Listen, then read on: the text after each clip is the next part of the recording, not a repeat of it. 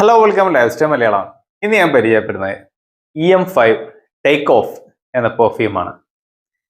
EM5 എന്ന brand നിങ്ങൾ സാധാരണ നമ്മൾ ഈ റീൽസ് ഒക്കെ സ്ക്രോൾ ചെയ്ത് പോകുമ്പോൾ ആഡ്സ് കാണുന്ന ഒരു ബ്രാൻഡാണ്. സോ വളരെ നാളുകൾക്ക് മുമ്പ് EM5ന്റെ ഒരു പെർഫ്യൂം ഞാൻ വീഡിയോ ചെയ്തിട്ടുണ്ടായിരുന്നു. ക്രീഡ വെന്റേഴ്സ് ആയിട്ട് ഇൻസ്പയർഡ് ആയിട്ടുള്ള EM5 ഹാർബർ എന്ന പേരുള്ള. സോ അതിന്റെ ശേഷം പിന്നീട് ഞാൻ 4 EM5 പെർഫ്യൂംസ് കൂടി വാങ്ങിച്ചിട്ടുണ്ടായിരുന്നു. എല്ലാം ഇങ്ങനെ ചെറുതാണ് കേട്ടോ. ഇതെന്താണെന്ന് അറിയാൻ വേണ്ടിയിട്ട് അന്നൊക്കെ അവർക്ക് വളരെ ലിമിറ്റഡ് ആയിട്ടുള്ള പ്രോഡക്ട്സ് ഉണ്ടായിരുന്നുള്ളൂ. സോ പിന്നീട് ഇപ്പോൾ ഒരുപാട് പ്രോഡക്ട്സ് ഉണ്ട്. അപ്പോൾ അവരുടെ സൈറ്റിൽ നോക്കിയാൽ നിങ്ങൾക്ക് കാണാൻ പറ്റും. മാത്രമല്ല പിന്നെ ഇന്ദ്രയിലൊക്കെ പ്രോഡക്ട്സ് അവൈലബിൾ ആണ്.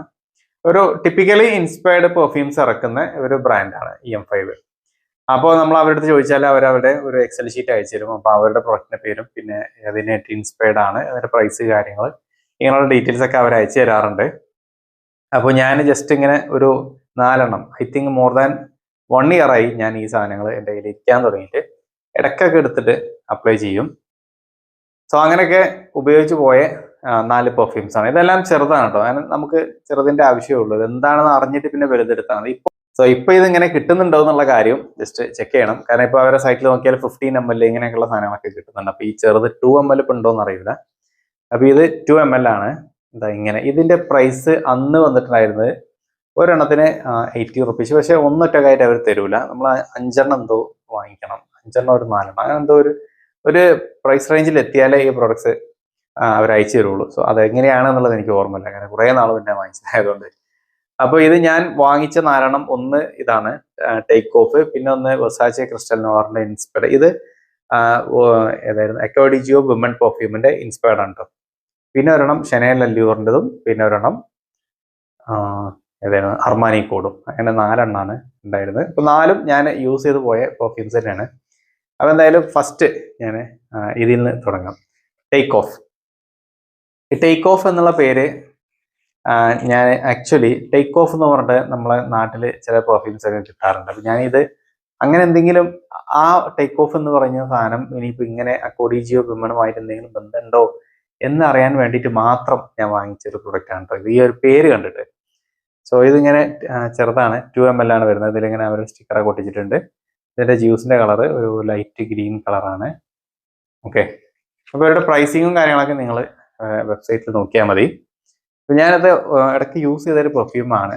അപ്പോൾ ഞാൻ പറഞ്ഞ കാര്യമായിട്ട് ഇതിന് ബന്ധമുണ്ടോ ഇല്ലേ എന്നുള്ളത് ഞാനിപ്പോൾ പറയാം.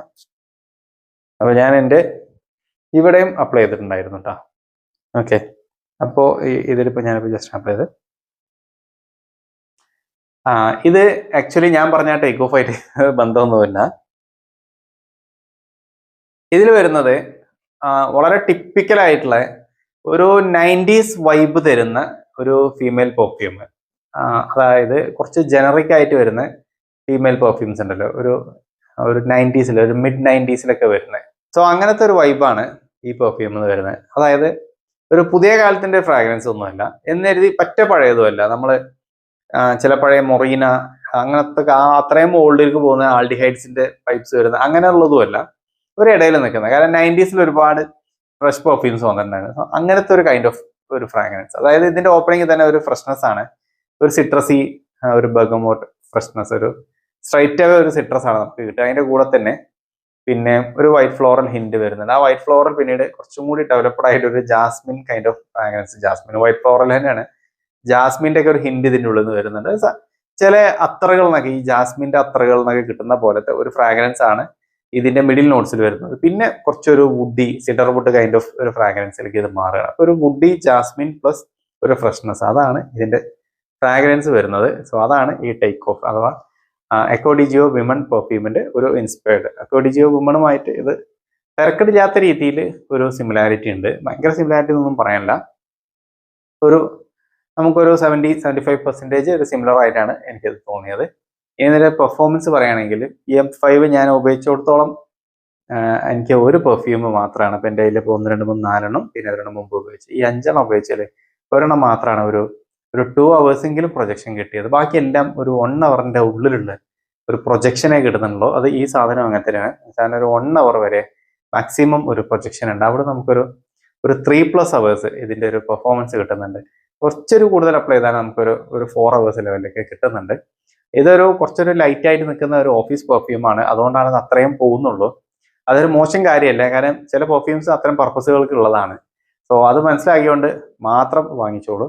ഒരു ഓഫീസ് പർപ്പസിന് പറ്റിയ കുറച്ച് മൈൽഡ് ആയിട്ടുള്ള ഒരു സിട്രസി ജാസ്മിൻ ഫ്രാഗ്രൻസ് ആണ് ഈ പെർഫ്യൂമിൽ നിന്ന് കിട്ടുന്നത്. സോ നിങ്ങൾക്ക് താല്പര്യം ഉണ്ടെങ്കിൽ ട്രൈ ചെയ്ത് നോക്കിയോളൂ. ചെറിയ പ്രൈസിന് ആദ്യം ചെറുത് വാങ്ങിയിട്ട് പിന്നെ വലുതിലേക്ക് പോയാൽ മതി എന്നാണ് എൻ്റെ ഒരു ഒപ്പീനിയന്. അപ്പം എന്തായാലും താല്പര്യമുള്ള ആൾക്കാർ ട്രൈ ചെയ്തോ. Anyways that's all for this video. Thanks for watching.